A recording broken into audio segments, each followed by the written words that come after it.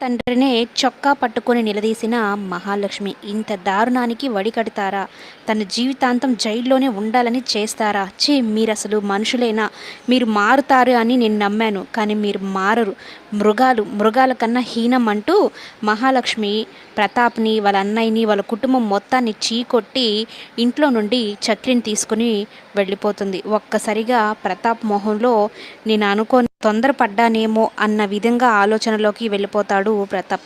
మహాలక్ష్మి కళ్ళ ముందే చక్రికి డబ్బులు, బంగారం అన్నీ ఇచ్చి ఇన్కమ్ ట్యాక్స్ రైడింగ్ జరుగుతుంది. ఈ డబ్బుల్ని ఎక్కడైనా దాచిపెట్టాలి.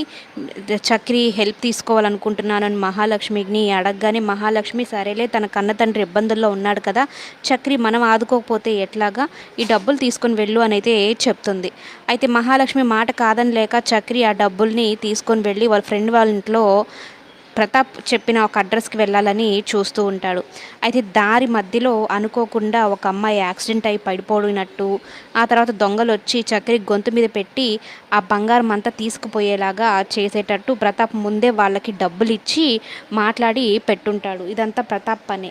కానీ ఆ విషయం తర్వాత తెలుసుకున్న చక్రి వాళ్ళని చితక బాది ఆ డబ్బు బంగారాన్ని తీసుకొని వచ్చి ప్రతాప్ ఇంట్లోనే తీసుకురావడం జరుగుతుంది. కానీ చక్రి ముందు ఆ బంగారం డబ్బులు ఉన్న బ్యాగ్ని ఇంట్లోకి తీసుకుని వెళ్ళకుండా చక్రి ఒకడే వెళ్తాడు. చక్రి వెళ్ళి వీళ్ళు అసలు ఏం ప్లాన్ వేశారు అన్నట్లుగా ముందు మనం ఒక మాట మాట్లాడదాం సార్, డబ్బులు బంగారం పోయాయి, మధ్యలో దొంగలు వచ్చారు, ఆ బ్యాగ్ తీసుకొని వెళ్ళిపోయారు, నా గొంతు మీద కత్తి పెట్టి భయపెట్టి మరీ తీసుకొని వెళ్ళారు అనగానే వీళ్ళు నాటకం మొదలు పెడతారు.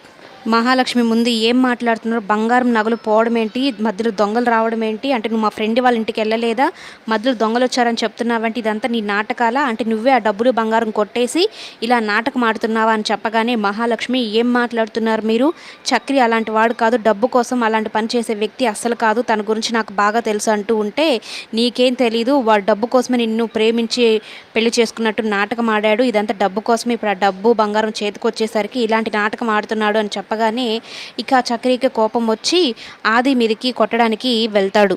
మహాలక్ష్మి ఇక ఇద్దరు మీరు ఆగండి, అసలు విషయం నాకు తెలుసు, ఎవరు ఎలాంటి వాళ్ళో కూడా తెలుసు అంటూ చక్రి ఆదిల మధ్య గొడవనైతే తీర్చే ప్రయత్నం అయితే చేస్తూ ఉంటుంది. వాళ్ళిద్దరిని ఆపే ప్రయత్నం చేస్తూ ఉంటుంది.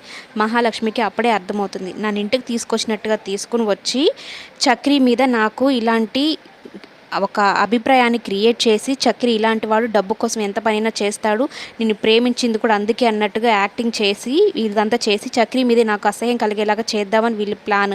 కానీ చక్రి ఎలాంటి వాడో నాకు తెలుసు, వాళ్ళ ఇంట్లో వాళ్ళు ఎలాంటి వాళ్ళో నాకు తెలుసు.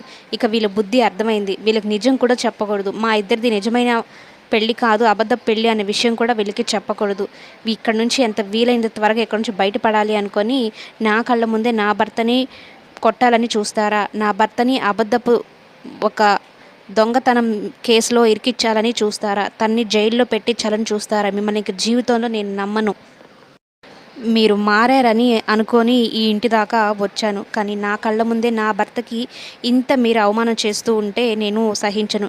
నా కళ్ళ ముందే మీరు ఎన్నో అవమానాలు చేశారు, కానీ అన్నిటిని భరించారు. మీరు ఎక్కడ ఇబ్బందుల్లో పడతారని ఆ డబ్బు బంగారం తీసుకొని వెళ్ళి మీ ఫ్రెండ్ వాళ్ళ ఇంట్లో పెడదామనుకుంటే దాన్ని ఆసరాగా తీసుకొని దొంగతనం ముద్ర వేయాలని చూశారు. మీరే మనుషులే కాదు, ఒక్క క్షణం కూడా ఈ ఇంట్లో ఉండను అని చక్రి పద మన ఇంటికి వెళ్ళిపోదామని చక్రిని తీసుకొని ఇక ప్రతాప్కి దండం పెట్టి ఇచ్చి నీలాంటి తండ్రి నీలాంటి అన్నయ్య ఉన్నాడు అంటేనే నాకు అసహ్యం వేస్తుంది, జీవితంలో మీ మొహాలు నేను ఇంకా చూడను, మీరు ఎప్పటికీ మారరు, మీ బుద్ధులు మారవు, నాకు నిజమైన సంతోషం నిజమైన కుటుంబం ఎలా ఉంటుందో నాకు తెలిసింది, నేను అక్కడికే వెళ్ళిపోతున్నాను అని చక్రిని తీసుకొని వెళ్ళిపోతుంది మహాలక్ష్మి.